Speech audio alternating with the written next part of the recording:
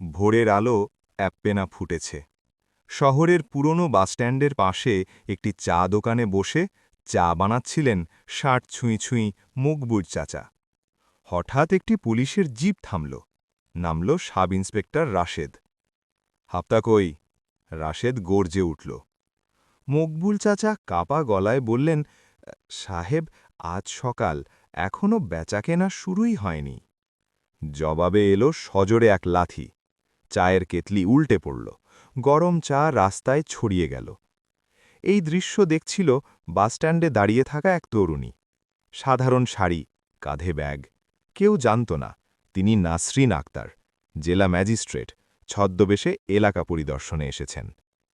নাসরিন এগিয়ে এসে বললেন, আইনের নামে এই গুন্ডামি বন্ধ করুন। রাশেদ হেসে বলল, আপনি কে? নাসরিন ধীর গলায় পরিচয় দিলেন। মুহূর্তেই চারপাশ নিস্তব্ধ। ২ ঘণ্টার মধ্যেই থানায় তদন্ত শুরু হল। রাশেদ বরখাস্ত হল। মকবুল চাচার চোখে জল, কিন্তু মুখে হাসি।